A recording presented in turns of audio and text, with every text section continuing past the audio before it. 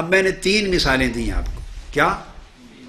ایک چوتھی اور دے دیتا ہوں، حدیث صحیح، وہ بھی صحیح مسلم کی حدیث ہے۔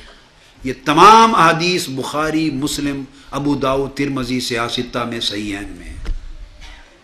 اب صحیح مسلم میں ایک اور حدیث، آقا علیہ الصلوۃ والسلام کے پڑوس میں ایک ایرانی شخص فارس کا رہنے والا رہتا تھا، فارسی۔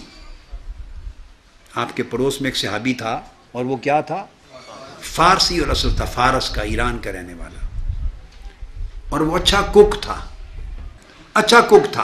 اس نے بہت شاندار کھانا بنایا، مگر اس کے پاس ہوگا تھوڑا، یا اس کا ارادہ ہوگا کچھ اور صحابہ کو بھی بلاؤں گا، کوئی وجہ ہوگی، اس نے کھانا بنایا اور حضور علیہ الصلوۃ والسلام کی بارگاہ میں حاضر ہوا دعوت دینے، اور آ کے عرض کیا یا رسول اللہ آپ کو دعوت دینے حاضر ہوا ہوں، میں نے بہت اچھا کھانا، اچھی ڈشز بنائی ہیں حضور آپ کے لیے، آپ تشریف لائیں اور کھانا تناول فرمائیں۔ ساتھ ہی ام المومنین حضرت عائشہ صدیقہ رضی اللہ تعالیٰ عنہ بیٹھی تھی، ان کو دعوت نہیں دی، آف کورس آقا علیہ السلام ہی کی دعوت کے لیے آئے، تو آقا علیہ السلام نے پوچھا وَهَذِهِ،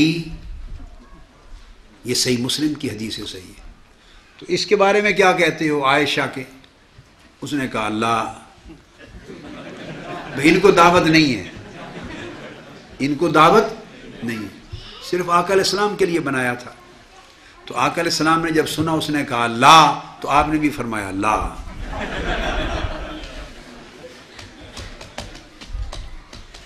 نہیں، میں بھی نہیں۔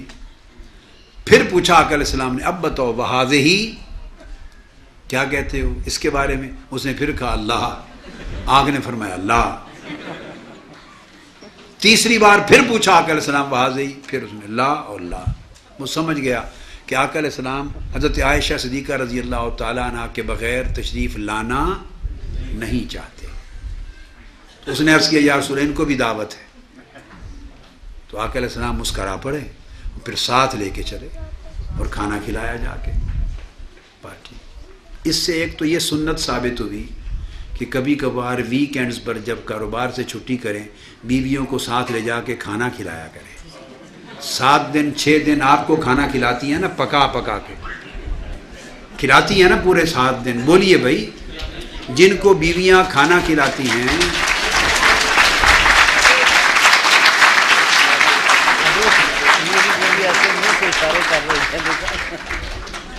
جن کو، اب میں آپ سے پوچھتا ہوں، جن کو بیویاں پورا ہفتہ پکا کے کھانے، بریانیاں، ساگ، کوفتے، چکن، گوشت،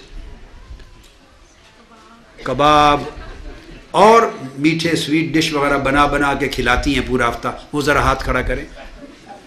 جن کو کھلاتی ہیں ہاتھ کھڑا کریں۔ بھائی کھاتے ہیں تو ہاتھ کھڑا کیوں نہیں کرتے؟ شرماتے کیوں ہیں؟ کھاتے ہیں اور شرماتے ہیں۔ اونچا ہاتھ کھڑا کریں، اور اونچا، تاکہ پتہ چلے کہ سچے ہیں، کھاتے ہیں تو سچے بھی ہیں، کھلاتی ہیں نا، نیچے کریں۔ اب آقا علیہ السلام کی سنت سے زیادہ عزیز کوئی چیز ہے؟ آپ چاہتے ہیں کہ اب اگر آپ سنت سن لی نا، یہ نیت کر کے کہ آقا علیہ السلام کی سنت تھی، سو آپ ویکینڈ پہ جب چھٹی ہو تو ان کو ساتھ لے جائیں اور جا کے کسی جگہ کھانا کھلائیں، یہ عبادت ہوگی۔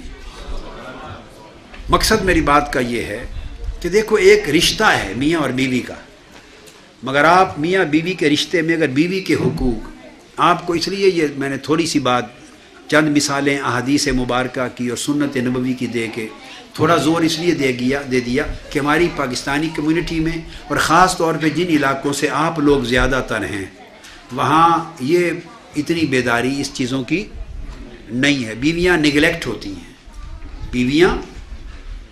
ہوتی ہیں، کچھ تو بیویاں وہ ہیں نا جو خود بخود سڑکوں پہ نکل آئی ہیں، بہت ترقی یافتہ ہو گئی نا، وہاں تو پھر آپ کو کھانا کھلانے کی ضرورت ہی نہیں ہے، وہ تو خود سڑکوں پر ہیں۔ ایک کیٹیگری وہ ہے۔ تو کتنے خوش نصیب ہیں جن کی بیویاں گھروں میں ہیں۔ تو اگر آپ ان کو حوصلہ افزائی اور محبت اور شفقت، عزت افزائی نہیں کریں گے تو اور کون کرے گا؟ جتنی کریں گے، آقا علیہ السلام نے فرمایا ایک ایک لقمہ جو کھلایا وہ بھی عبادت تصور ہوگا۔